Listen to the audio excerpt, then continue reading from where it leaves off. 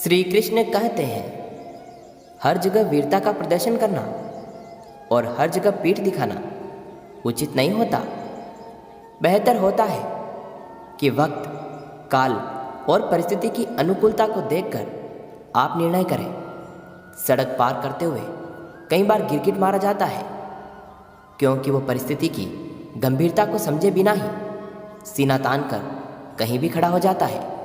और सड़क पार करते हुए गिलहरी मारी जाती है क्योंकि वो चुनौतियों का सामना करने की जगह पीठ दिखाकर भागना ज़्यादा श्रेष्ठ समझती है। इसीलिए हर जगह वीरता का प्रदर्शन और हर जगह पीठ दिखाना उचित नहीं होता। इंसान का मुंह एक और कान दो होते हैं। इसका मतलब ये होता है कि हमें बोलना कम और सुनना अधिक चाहिए। बिना मतलब के कोई भी आपको इज्जत नहीं देता। इसीलिए खुद को इतना सफल बनाओ कि बिना मतलब के भी लोग आपकी इज्जत करें। अनुभव कहता है कि लोगों को इस बात से कोई मतलब नहीं कि आप खुश हो या नहीं। उन्हें बस फर्क इस बात से पड़ता है कि आप उन्हें खुश रखते हैं या नहीं। जीवन में ऐसा समय भी आएगा जब आपको ये समझ आएगा कि आप उतने भी समझदार नहीं निकले जितना आपने भ्रम पाल रखा था। कभी कभी मजबूत हाथों से पकड़ी हुई उंगलियां भी छूट जाती है क्योंकि रिश्ते ताकत से नहीं, दिल से निभाए जाते हैं। अच्छे लोगों की श्री कृष्ण परीक्षा जरूर लेते हैं परंतु साथ कभी नहीं छोड़ते। और बुरे लोगों को कृष्ण बहुत कुछ देते हैं परंतु साथ कभी नहीं देते। जिंदगी में दो लोगों का होना बहुत ज़रूरी होता है। एक श्री कृष्ण जो ना लड़े फिर भी जीत पक्की कर दे, और दूसरा कर्ण जो हार सामने हो फिर भी साथ ना छोड़े।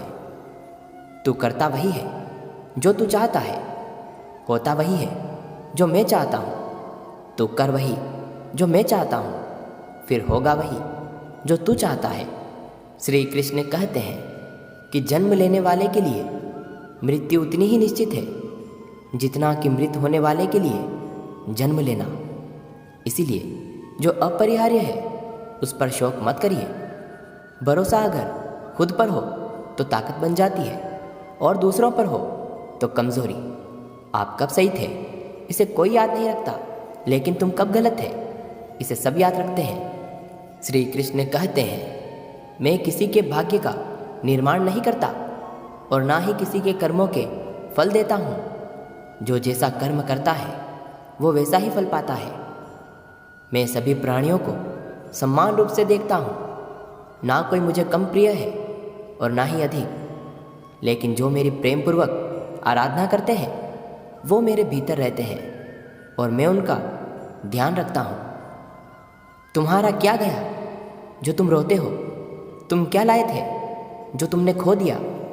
तुमने क्या पैदा किया था जिसका नाश हो गया? न तुम कुछ लेकर आए थे न लेकर जाओगे। जो लिया है यहीं से लिया, जो दिया यहीं पर दिया, जो लिया इसी से लिया, जो दिया इसी को दिया।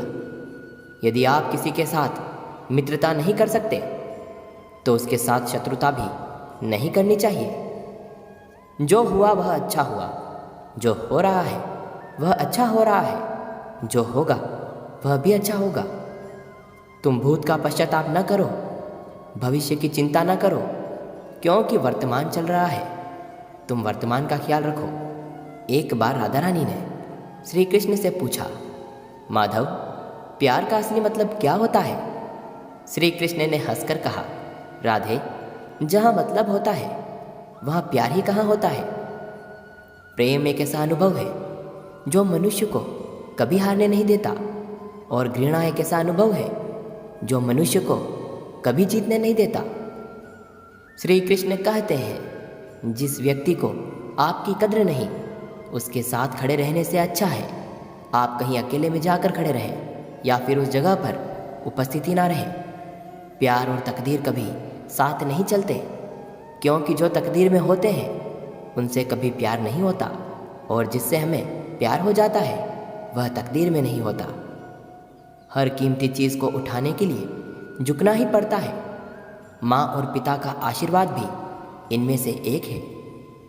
अगर व्यक्ति शिक्षा से पहले संस्कार, व्यापार से पहले व्यवहार और भगवान से पहले माता पिता को पहचान लें तो जिंदगी में कभी कोई कठिनाई नहीं आएगी।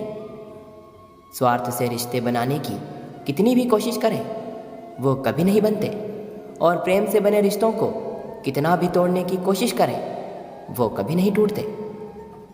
हर किसी के अंदर अपनी ताकत और अपनी कमजोरी होती है। मछली जंगल में नहीं दौड़ सकती और शेर पानी में राजा नहीं बन सकता। इसीलिए अहमियत सभी को देनी चाहिए।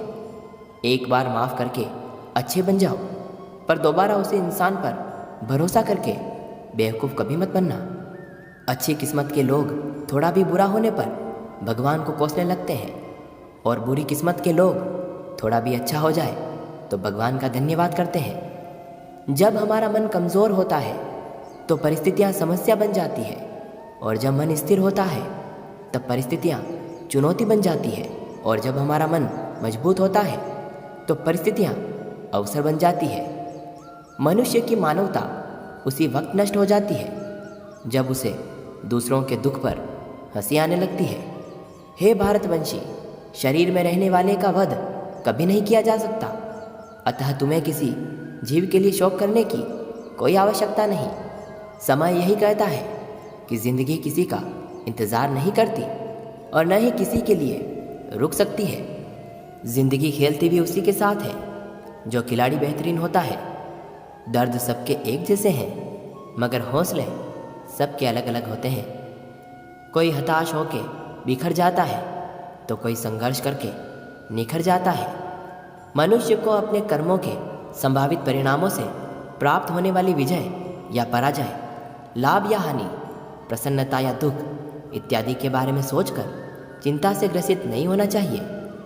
यदि आप अपनी गलतियों से कुछ सीखते हो तो गलतियाँ सीढ़ियाँ हैं, और नहीं सीखते हैं तो गलतियाँ सागर है। निर्णय आपका है, चढ़ना है या डूबना है। समस्या इतनी ताकतवर नहीं होती जितना कि हम उन्हें मान लेते हैं। कभी सुना है कि अंधेरे ने सुबह ना होने दी? गलतियाँ ढूंढना गलत नहीं है, बस शुरुआत खुद से होनी चाहिए। ज़रूरी नहीं हर बार आपके शब्दों को सही समझा जाए, इसीलिए कभी कभी चुप रहना ही ज़्यादा बेहतर होता है।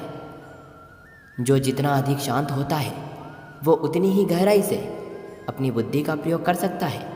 निंदा से घबराकर अपने लक्ष्य को कभी ना छोड़े, क्योंकि लक्ष्य मिलते ही निंदा करने वालों की भी राय बदल जाती है।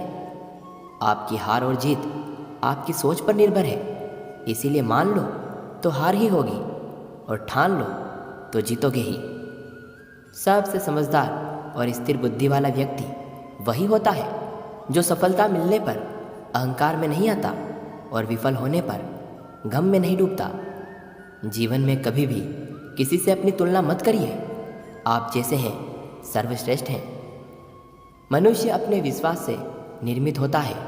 जैसा वो विश्वास करता है वैसा ही बन जाता है। जिसने अपने मन को जीत लिया उसके लिए मन सर्वश्रेष्ठ मित्र है, किंतु जो ऐसा नहीं कर पाया उसके लिए उसका मन उसका सबसे बड़ा शत्रु बन जाता है। नकारात्मक विचारों का आना तय है, परंतु यह आप पर निर्भर है कि आप उन्हें कितना महत्व देते हैं। हमेशा याद रखना, बेहतरीन दिनों के लिए बुरे दिनों से लड़ना पड़ता है। जीवन में कुछ भी स्थायी नहीं है, इसीलिए स्वयं को अधिक तनावग्रस्त न करें, क्योंकि परिस्थितियां चाहे कितनी भी खराब हो बदलेगी ज़रूर। संसार में परेशानी देने वाले की हस्ती कितनी भी बड़ी हो, पर भगवान की कृपा दृष्टि से बड़ी नहीं हो सकती।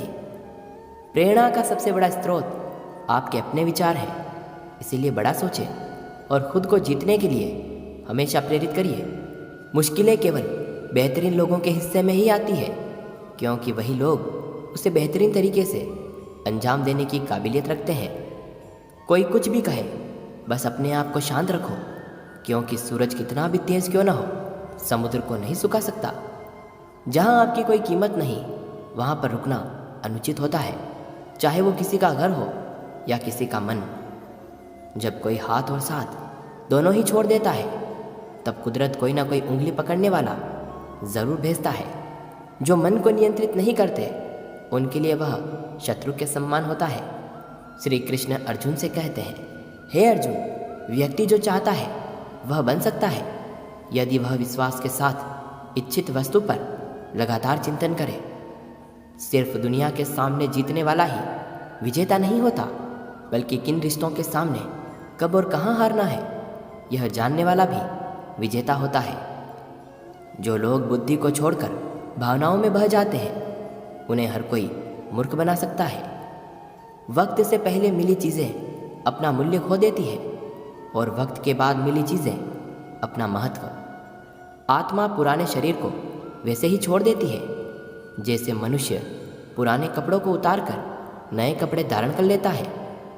जैसे जल में तैरती नाव को तूफान उसे अपने लक्ष्य से दूर ले जाता है, ठीक वैसे ही इंद्रिय सुख मनुष्य को गलत रास्ते की ओर ले जाता है।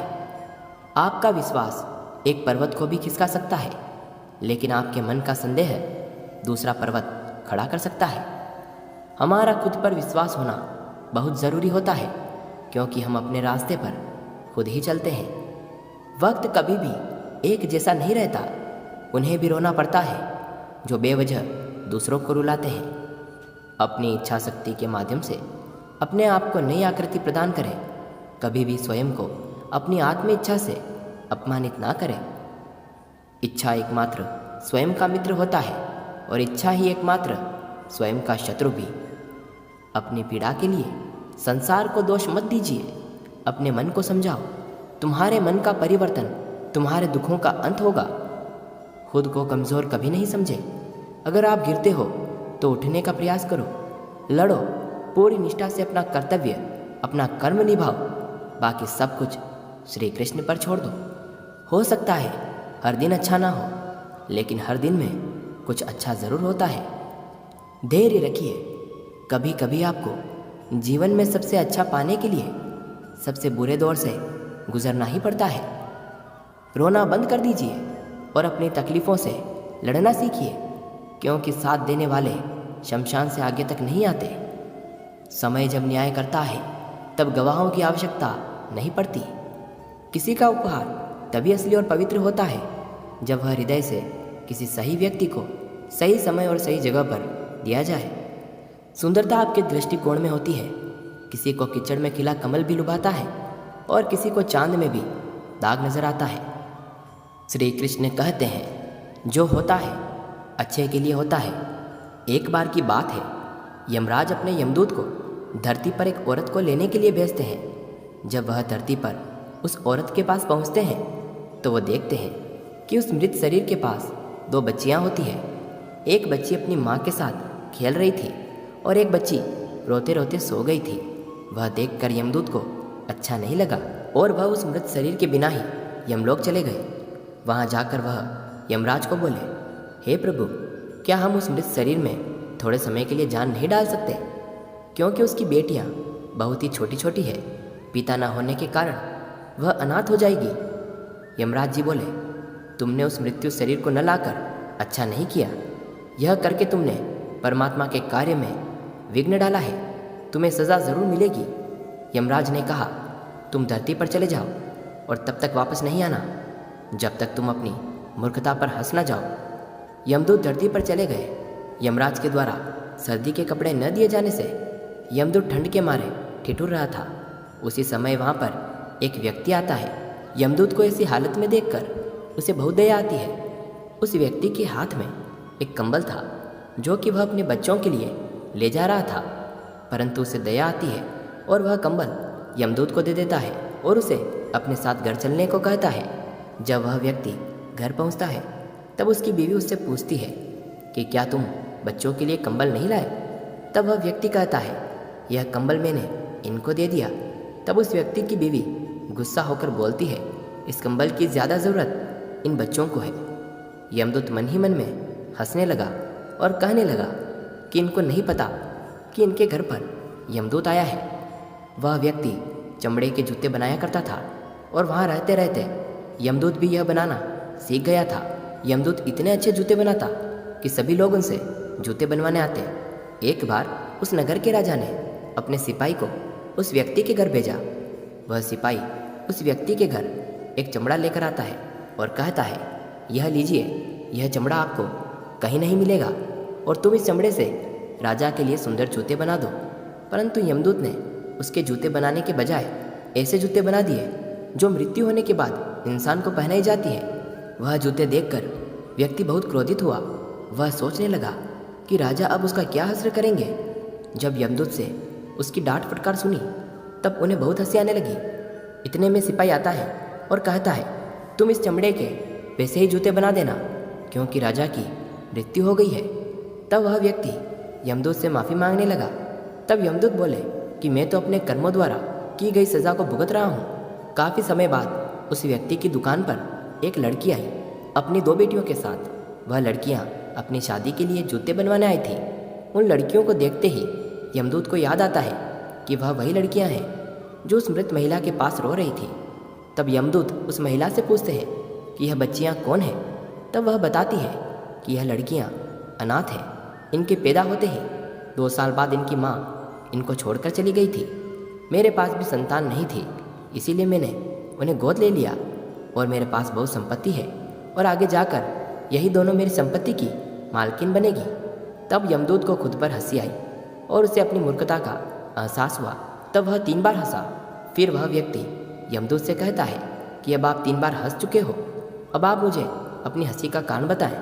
तब यमदूत उस व्यक्ति को सारी बात बताता है और कहता है, आज मुझे पता चला कि जो होता है वह अच्छे के लिए होता है, जो हो रहा है वो भी अच्छा हो रहा है और जो होगा वह भी अच्छे के लिए होगा। आज की इस वीडियो में इतना ही। जल्द मिलेंगे श्री कृष्ण के विचारों के साथ एक नए वीडियो में। तब तक के लिए धन्यवाद। जय श्री कृष्ण।